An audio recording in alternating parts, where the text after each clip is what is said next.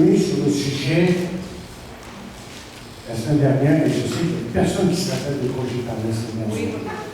Oui, pourquoi? On va voir si vous en avez. Pourquoi? Ah oui. Eh bien, Jean 14, et on va lire à partir du verset 7 qui dit: si vous me connaissez, vous connaîtrez aussi mon Père. Et maintenant, vous connaissez. Vous l'avez vu. Peut-être lui dit: Seigneur, montre-nous le Père, mais cela nous suffit.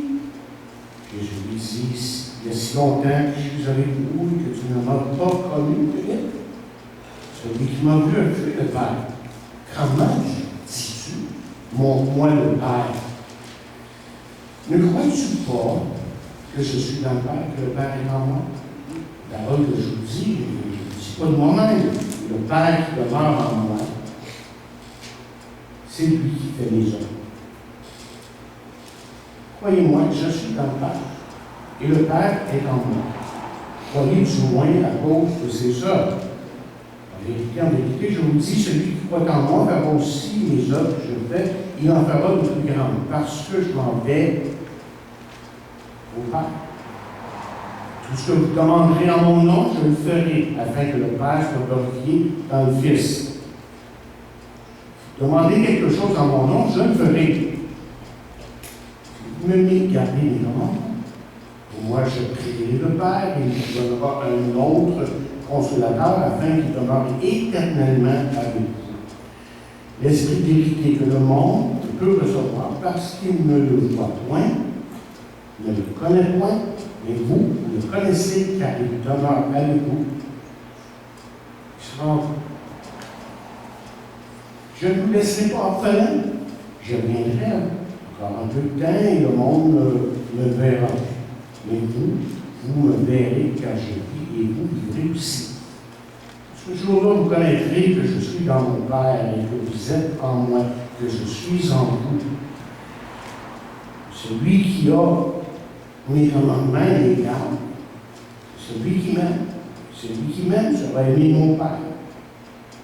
Je l'aimerai et je le ferai connaître. Bénis ta parole ce matin, Seigneur, et fais que cette parole puisse vraiment entrer dans nos cœurs, aussi dans nos intelligences, pour pouvoir la comprendre, mais ensuite la digérer avec nos cœurs et vraiment vivre pour apprendre à t'aimer à travers ce qui est dit ici. Et donc, nous remettons toutes choses entre tes mains. Dans le nom de Jésus.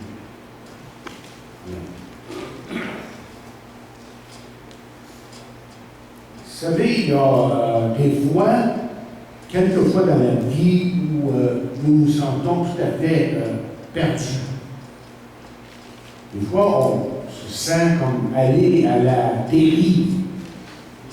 Et on ne sait même pas où se tourner.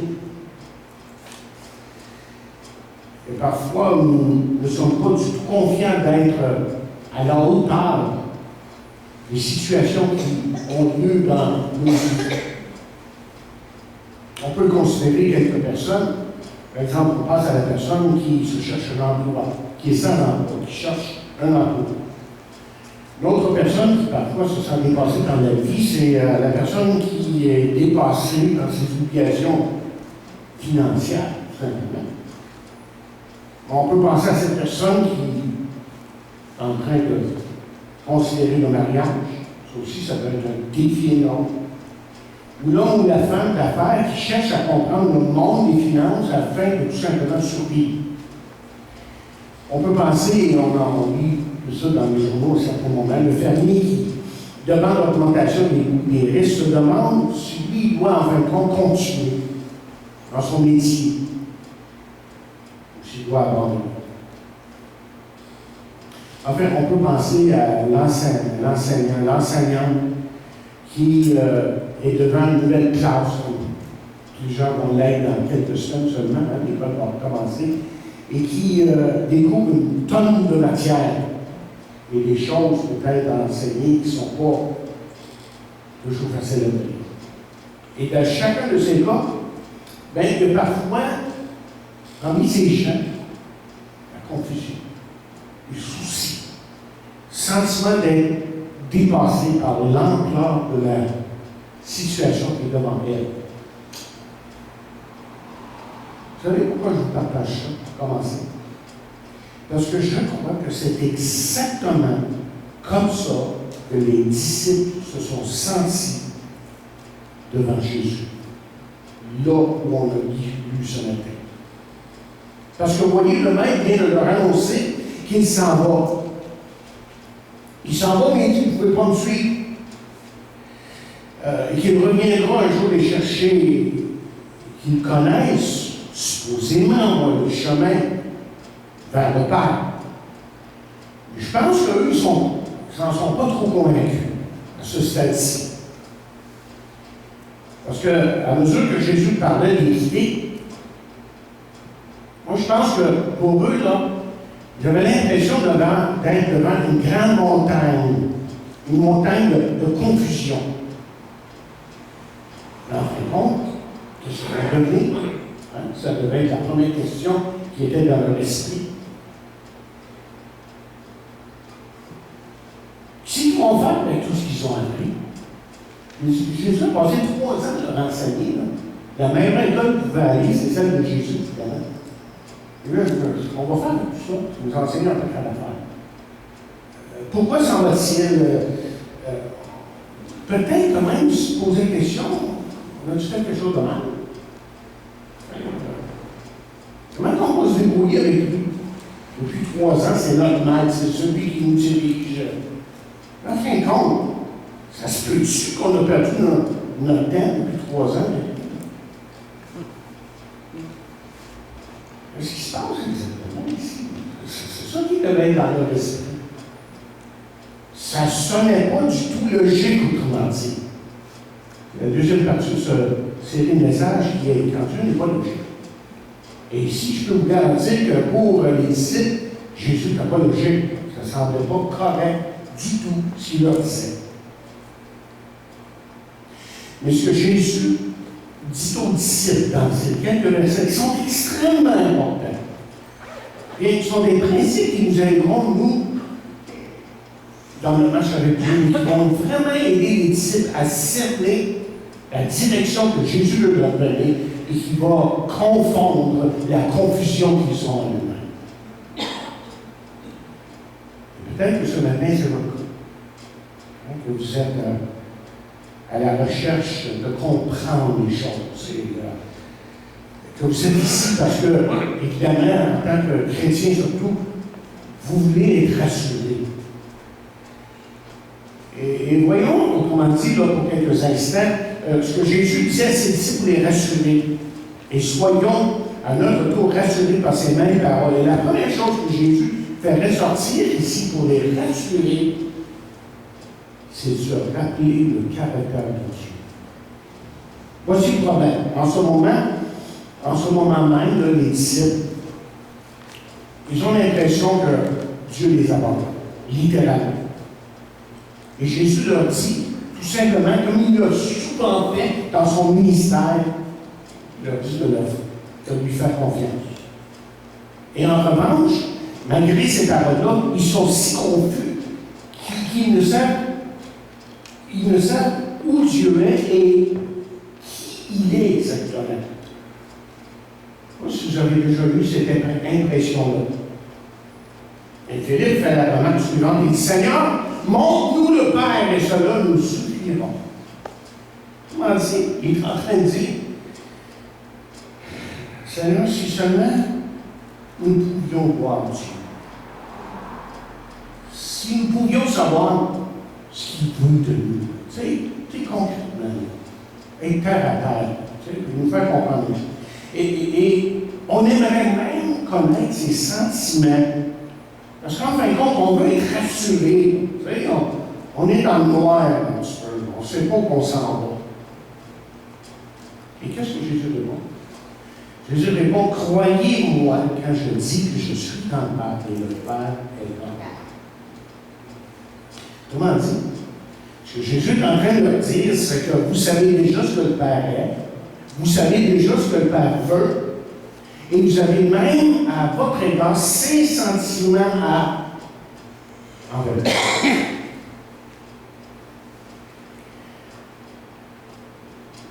Vous savez cela, et c'est sûr que les autres ne le reconnaissaient pas sur le coup.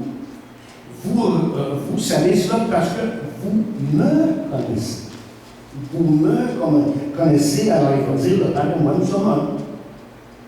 Et Jésus dit au disciple, la même chose que vous et moi, on a besoin d'entendre ce matin lorsqu'on parle dans des moments de confusion, où il nous semble que Dieu n'est pas logique. Ce matin, je suis en train de nous dire, regardez Jésus et vous saurez et vous comprendrez comment est Dieu. D'abord, nous voyons le Père dans ses paroles, dans les paroles de Jésus. Si on veut comprendre le Père, il faut écouter les paroles de Jésus. Parce que vous voyez, en fin de compte, on doit tout résumer là, de Jésus, c'est que Jésus nous a tout simplement enseigné ce que Dieu désire de nous. Il a annoncé la volonté de Dieu, c'est pour ça que ça. Okay? Et si nous voulons savoir ce que sont les plans et les desseins de Dieu, mais tout ce qu'on a à faire, évidemment, on le répète si souvent ici de cette charte, c'est de lire la parole. C'est d'être des gens de la parole. Et tout ce que Jésus a fait durant son ministère, c'est de nous communiquer, c'est de nous partager les valeurs qui venaient de Dieu, qui viennent de Dieu. Et le temps me manque pour aller dans les passages qui confirment ce que je vais vous dire ici. Mais écoutez, ce que je vais vous dire ici est tellement important que si vous prenez le temps cette semaine, et si vous êtes capable de faire des notes très vite, vous allez trouver ça dans le Sermon de la montagne, chapitre 5, 6 et 7 de Matthieu. C'est en fait le Sermon de la montagne, c'est le plus grand sermon jamais donné. Et en plus, je vous rappelle, Jésus était assis. C'est assis. Tu sens qu'il y a assis. Il s'est assis, puis s'est mis ses disciples. Et c'est vraiment des paroles, le Sermon de la montagne, c'est vraiment des paroles pour ses disciples. Et évidemment, il y avait des gens par centaines qui le suivaient. Donc, les gens du dehors entendaient, et je suis sûr que plusieurs se sont convertis. Alors, qu'est-ce que Jésus, si on doit résumer toutes les paroles de Jésus, là, on pourrait les résumer en 5-6 points. D'abord, développer le caractère plutôt que de bâtir des monuments. Si votre justice ne surpasserait les scribes et les pharisiens, vous n'entrerez point dans le royaume de Dieu. Les autres, ils avaient la forme extérieure, ils étaient dénués de la grâce et de cette transformation que Dieu apporte à une âme. Matthieu 5, 20. Cherchez l'honneur de Dieu. On pourrait dire la deuxième chose qu'il a dit. Cherchez l'honneur de Dieu plutôt que la vôtre, et vous trouverez l'honneur. Mettez en pratique le pardon. Et Jésus en parle plusieurs reprises dans le Sermon de la montagne. Et oubliez l'amertume. Il dit à un moment donné de tourner l'autre joue, mais c'est. Comprenez? C'est tout là dans le Sermon de la montagne. Hein? Cultiver la compassion et tourner le dos à l'indifférence. Développer un cœur de serviteur et combattre le désir de seulement penser à vous-même. On est tellement centré sur nous-mêmes. Et enfin, faites-lui confiance plutôt qu'à nous-mêmes. Et ça, évidemment, ça revient si souvent dans la parole de Dieu. À un moment donné, les disciples sont devant, je ne me rappelle plus quelle situation, là, puis ça les a énervés. Et c'était à la fin du monde, je ne sais pas s'ils étaient dans le chaloupe ou quoi, mais dans une situation où ça va l'air être la fin de tout, Jésus se tourne vers eux. J'imagine que Jésus, dans tout son calme, il leur dit, ayez foi en Dieu. Ayez foi en Dieu. Je pense qu'ils l'ont entendu, ça. Vous voyez, quand on cerne les paroles de Jésus, on apprend ce que doit être nos priorités en tant qu'enfant de Dieu. Et on apprend de plus en plus, lorsqu'on est dans sa parole, qu'il nous aime vraiment, qu'il se soucie de nous.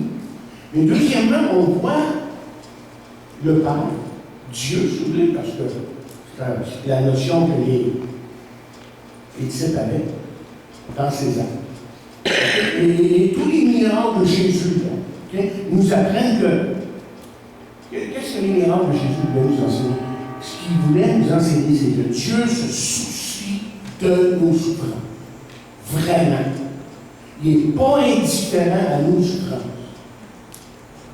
Par exemple, quand on regarde son ministère, on voit Jésus soigner les blessures d'un infirme, partager les corps de ceux qui sont en deuil littéralement, il pleure avec les gens. Il touche les intouchables, les lépreux. Il n'y a pas de problème.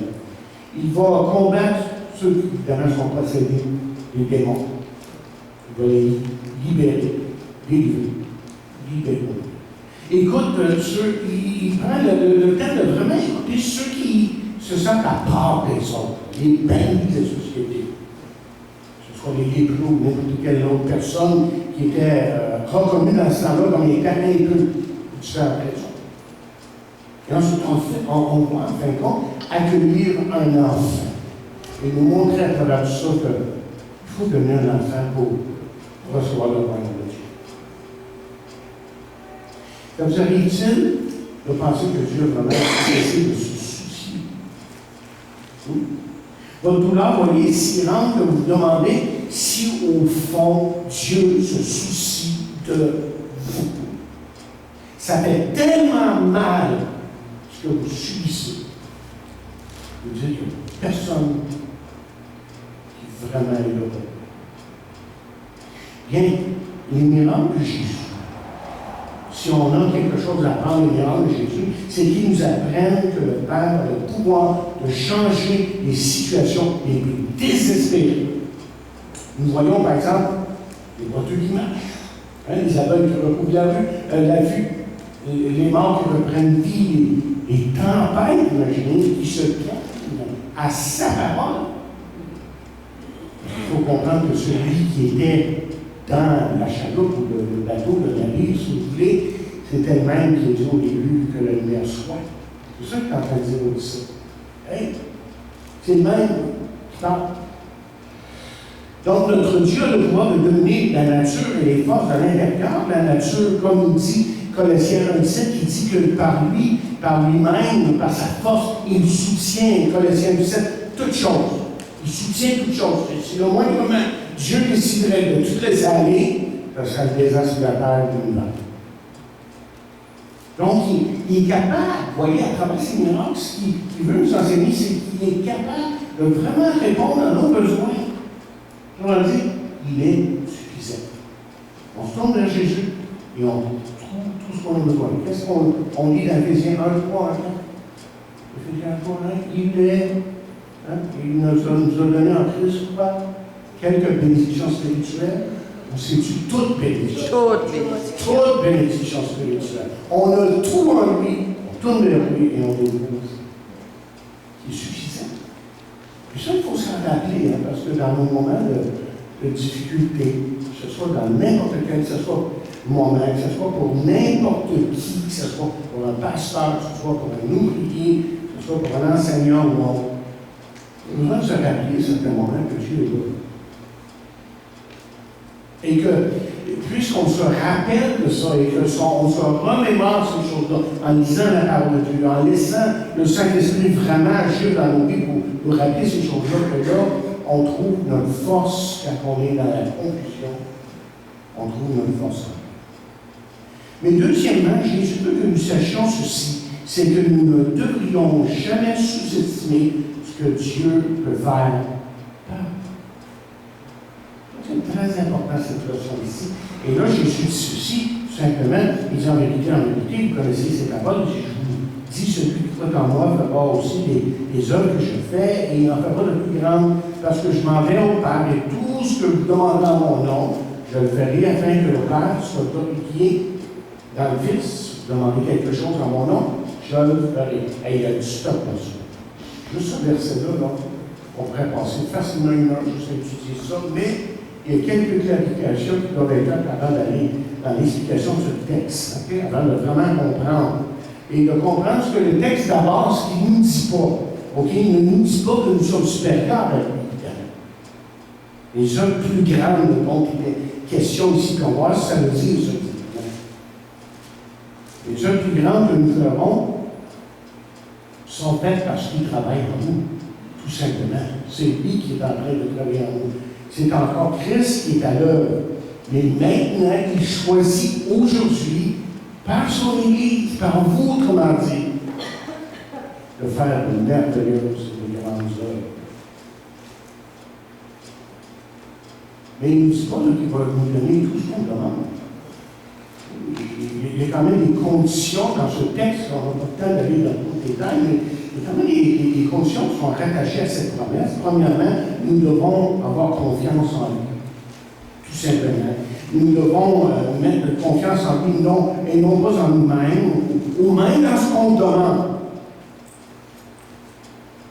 Et surtout, retenez bien ceci. Retenez bien ceci.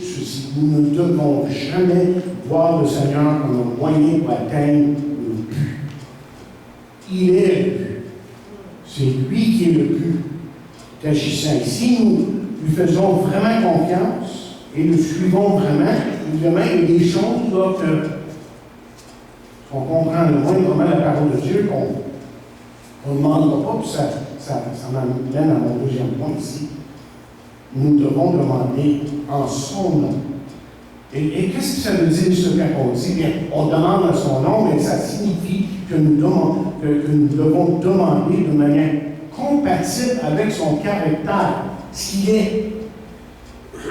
Jésus ne promet pas de nous donner des BMW, des styles caractérisés par l'opulence. Il promet tout simplement d'être là, de pouvoir avoir besoin, que le but ultime, c'est de le connaître. Troisièmement, nous devons réaliser que le but, justement, et ça suit ce que je viens de dire, est de glorifier le nom du Père et non le nôtre. Parce qu'on a tellement tendance, comme quelqu'un a écrit ici, de se vouloir en tant qu'humain, de se mettre en vitrine. On veut être le premier, on veut montrer ce qu'on est capable de faire. Et ça, c'est l'esprit du monde, évidemment. Mais ce qui est important, c'est de réaliser que c'est lui qui veut le glorifier. Et que c'est pour ça que souvent, il ne permet pas de l'opulence ou d'autres choses comme ça. Mais parfois, les réponses de Dieu tardent parce que le processus de l'épreuve donne autant de gloire à son nom que la victoire sur la situation. Et ça, je pense que plusieurs parmi vous pouvez témoigner ça par votre vie personnelle. Vous avez vu que l'épreuve, bien qu'on trouvait ça probablement illogique, sinon on trouvait ça difficile, là, pas avoir d'argent, puis peut-être être rejeté par la famille, des choses comme ça. C'est difficile au début, perdre son emploi, puis on sent qu'il y a eu une injustice qui s'est faite. Et ça, c'est des épreuves que vous et moi, on subit. Mais en fin de compte, il fallait cette épreuve-là pour qu'on apprenne à quoi? À lui faire confiance. Le but est sa gloire, en fin de compte. Et là, non pas notre confort. Il peut nous donner du confort, mais s'il n'y en a pas, c'est parce qu'il y a probablement un but derrière ça. Mais qu'est-ce que Jésus veut dire lorsqu'il parle des hommes clients? J'ai entendu toutes sortes de choses ici. Et vous pouvez être sûr qu'il y en a des belles qui disent dans certains mouvements. Et quand on pense que Jésus est en train de dire ici, parce que les plus grandes œuvres promises le sont par leur envergure, par leur étendue, non par leur nature. Qu'est-ce que je veux dire par ça? Essayez de rester ici avec moi, parce qu'on entend beaucoup de niaiseries, c'est quelques-uns de ces versets-là. Et ces versets-là, entendez les prédicateurs, on va les grandes œuvres plus grandes que Jésus. Tu vas faire les œuvres plus grandes que Jésus. Tu as déjà ressuscité un mort? Tu as arrêté une tempête? Tu marchais sur les eaux? Tu guéris les aveugles? Oui, Dieu guérit, Dieu peut tout faire ça, c'est pas ça qu'on est en train de dire. Et quand Jésus est en train de dire que vous ferez de plus grandes œuvres, il parle de l'envergure. Il est en train de dire que son œuvre, que l'Évangile va s'étendre partout sur la terre. C'est l'envergure de l'Évangile qui va être plus grande.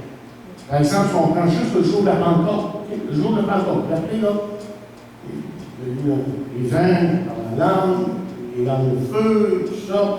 Et puis, le premier jour, là, le jour de Pentecôte, il y a eu combien de personnes qui se sont converties? 3 000, 5 000 le jour après. Jamais, parce que Jésus a fait ça, Jésus a atteint beaucoup de gens, évidemment, mais dans les années subséquentes, l'Évangile a été prêché dans toutes les nations. Jésus, lui, n'est jamais sorti d'Israël. Il dit, oui, vous allez faire.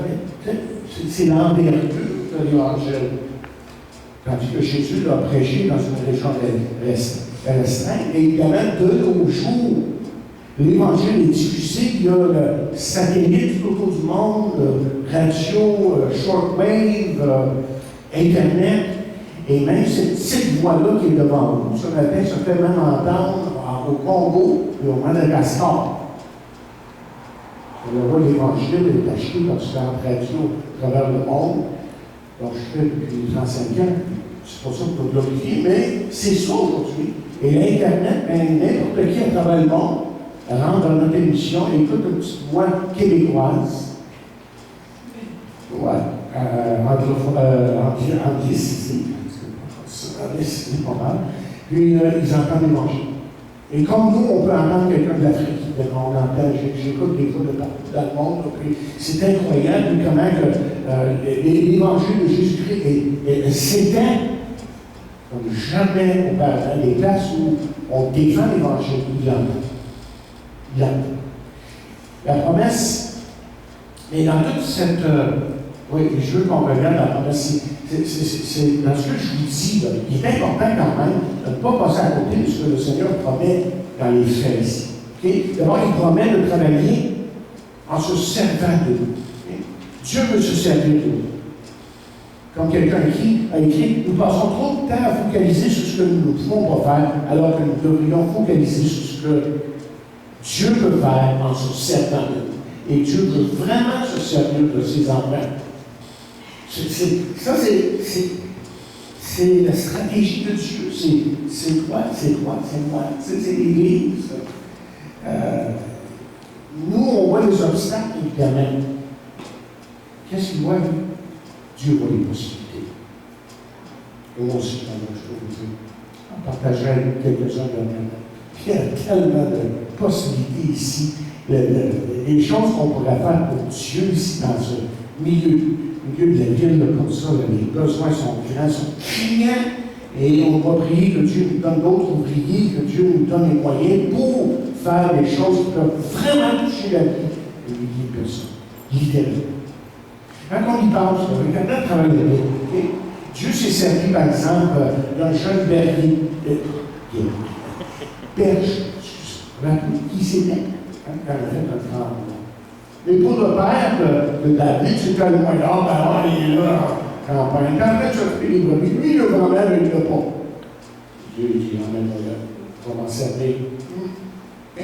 Et il prend un pécheur pour en faire un pécheur. Donc, tous ces gens qui semblaient insignifiants, pas instruits.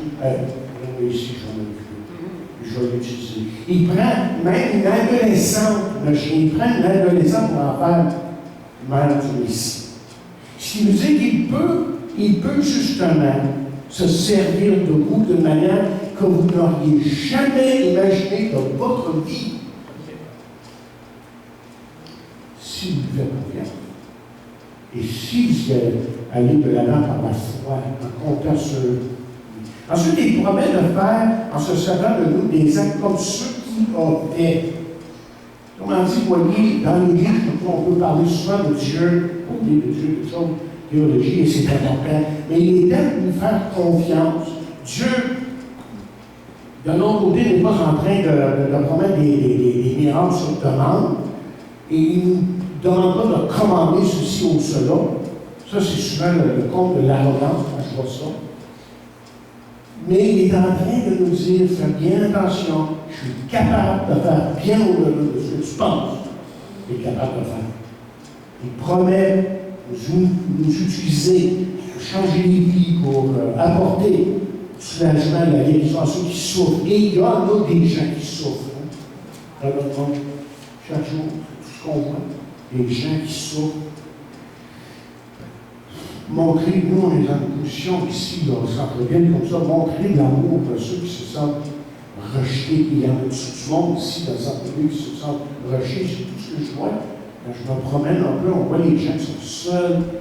sentant en eux aucune valeur, quoi que ce soit, et Dieu nous place là en tant qu'Église. Ce qu'on va faire, on va juste faire nos réunions régulières, chanter des mots cantiques, entendre vos messages, et puis on aime-tu le Seigneur?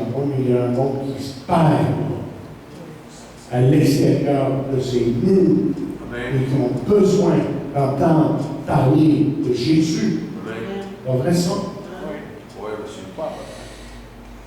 On va dire bien les choses. Quelqu'un a écrit, pour voir Dieu agir de cette manière, nous devons cesser d'avoir des discussions sur ce sujet et commencer à lui faire confiance. Cesser de se plaindre et commencer à prier, à vraiment compter sur lui. Laisse-moi vous demander, c'est sur la tête ce que vous vivez là, mais est-ce que vous avez emmené votre montagne à Dieu, cette montagne qui vous semble insurmontable et qui vous fait dire que Dieu n'est pas logique? Ça n'a pas de bon sens que tu permets ça dans ta vie. Hein? Et vous arrivez déjà à la conclusion que justement, que votre situation est impossible. Et en fin de compte, ce que vous finissez par faire, quand vous commencez à penser comme ça, et à véhiculer par même vos gestes et pensées-là, que vous mettez des limites à Dieu, et probablement, comme quelqu'un dit, que les mots les plus obscènes qu'on peut dire à Dieu et en nous-mêmes, il n'y a rien que Dieu puisse faire. Ah oui, Dieu peut faire bien au-delà de ce que vous pensez. Et troisièmement, considérez ceci, nous ne sommes pas seuls pour faire face à la montagne. Et ça, c'est important de comprendre, parce que, pourquoi est-ce que je dis ça? Mais je dis ça parce qu'il y a des moments où on se sent seul. OK? On se sent seul quand on fait face au temps difficile de la vie, parce qu'on sent dire en nous-mêmes, vous l'avez tous dit, je suis sûr, à un moment donné, que notre époux sympathise, mais en comprend pas. Vous n'avez jamais pensé comme ça?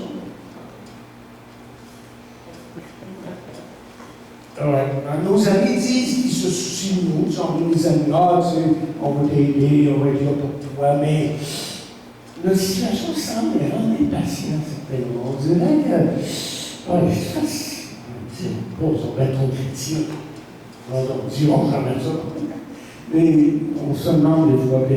Puis même dans l'Église, on donne des bons conseils, mais on dirait que, quand on entend les conseils, ça sonne creux, parce que c'est juste des conseils. C'est souvent ce qu'on a besoin, bien plus que l'autre chose, c'est quoi? La présence de la personne. C'est juste la présence. Et voilà pourquoi c'est si important qu'on retienne les paroles que Jésus dit ici. Il dit, et moi, dit-il, je prierai le Père et il nous donnera un autre consolateur qui demeure avec vous éternellement.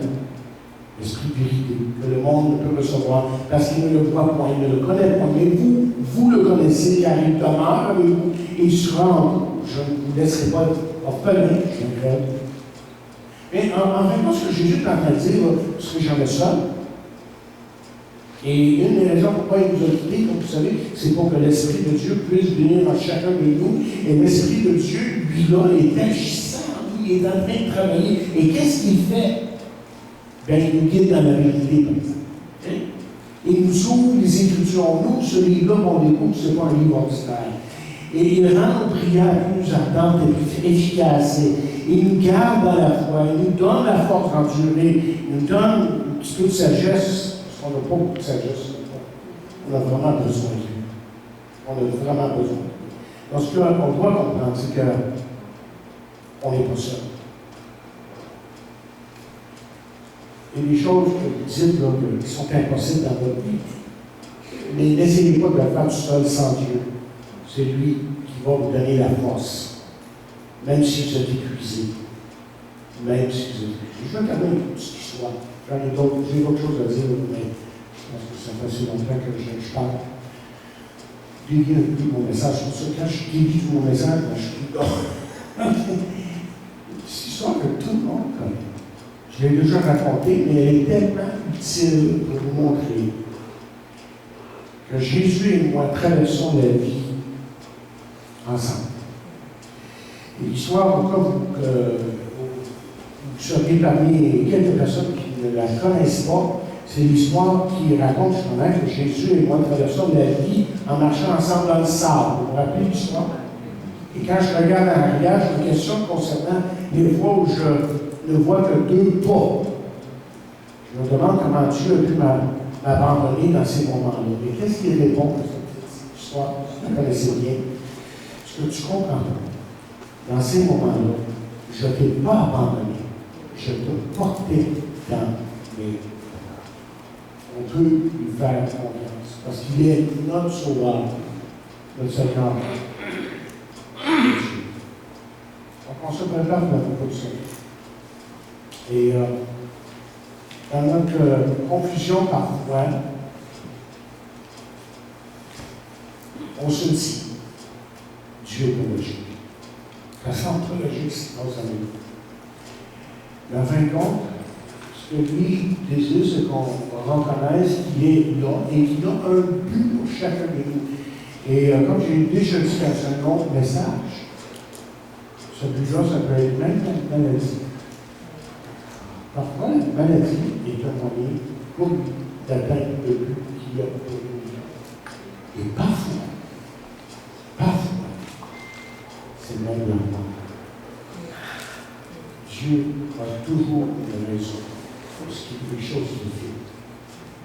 À lui soit la gloire et l'honneur.